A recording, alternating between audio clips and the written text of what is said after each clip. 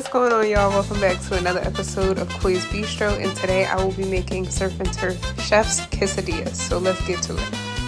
We're going to start by sauteing our peppers and onions, so to a hot pan we'll be adding 1 tablespoon of butter.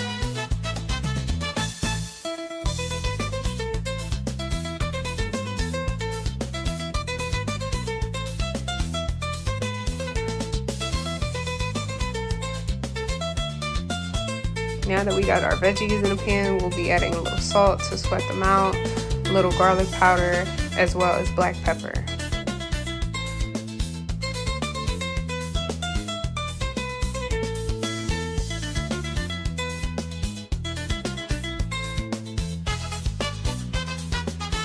Once you have all your seasonings in, we're going to give that a good mix and let it cook down for about 3 to 5 minutes. We don't want to cook it too long because we still want the vegetables to hold a little bit of crunch.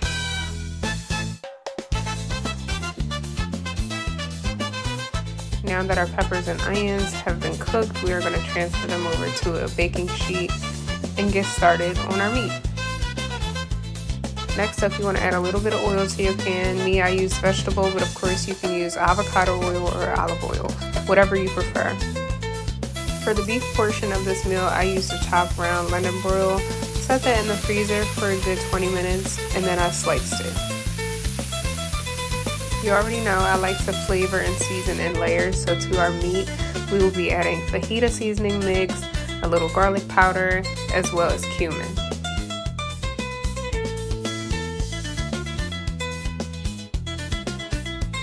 At the time, I didn't feel it necessary to add onion powder, but you know, garlic powder and onion powder go together, so don't be like me.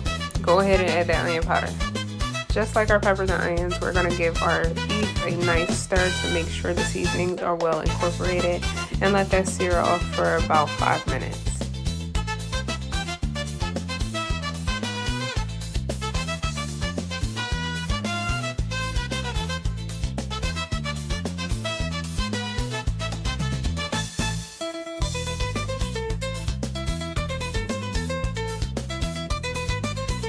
You want to maintain the juiciness as well as tenderness of the beef, so to that I'll be adding a cup of water as well as some additional seasonings such as onion powder, seasoning salt, and black pepper. Whenever you're using a pre-seasoned mix, always hold off on adding the salt until after you've tasted it, because those packets already contain a nice amount of sodium and you don't want it to be overly salty, so be sure to taste as you go. Again, we're going to give this a nice mix to ensure that our seasonings are well incorporated and let that simmer for about 8 to 12 minutes or until the liquid has been reduced.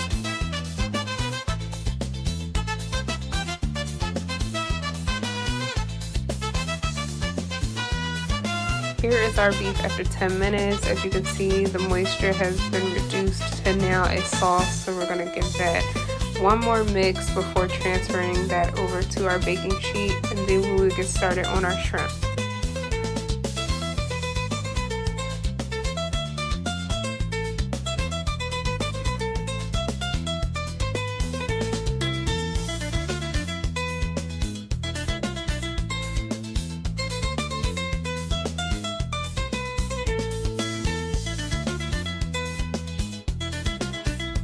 To my shrimp, I'm only seasoning with Old Bay. Sometimes with my seafood, I don't like to overshadow its natural flavor, so Old Bay to me, I feel like it brings out a bit of the shrimpiness or seafoodiness, but it's still going to be very much flavorful, I promise you that.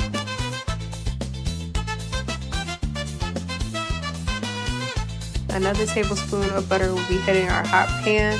And once that's melted, we'll be adding our shrimp and allow that to cook for about 2 to 3 minutes.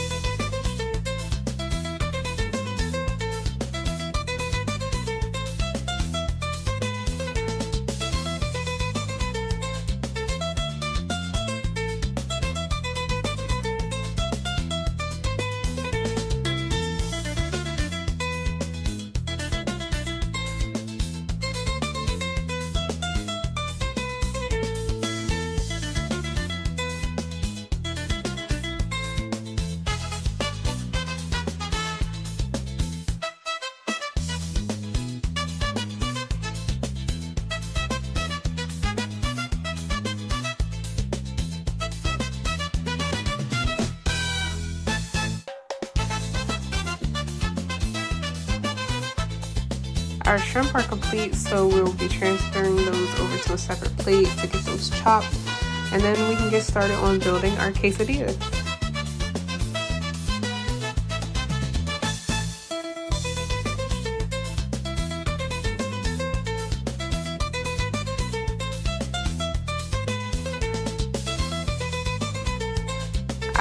I know, more butter, right? But this is the last time I'll be using it, I promise. I just want to make sure that I get the flour tortillas to be golden brown and have that nice crunchy exterior that we all know and love for our perfect quesadilla. We're going to put a generous amount of shredded cheese, followed up by some chipotle aioli, add our beef and peppers, as well as our shrimp. Add a little cilantro. If you don't like the taste of cilantro, you can skip that part. And then we're going to top it off with more cheese, because you can't have a quesadilla without the extra cheesy goodness, right? Now we're going to fold that over and give it a press to make sure everything is evenly layered. And you can see the butter did its duty. We got a nice crispy golden brown tortilla. I think our quesadilla is looking good, if I do say so myself, but I'll let you all judge. Our quesadilla is just about done, so we're going to get that transferred out of the pan, get it sliced up, plated, and ready to be served.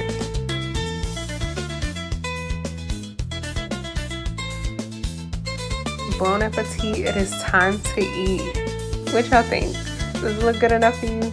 Let me know in the comments down below. And as usual, thank you for tuning into this video. If you like it, give it a thumbs up, and I'll see you next time.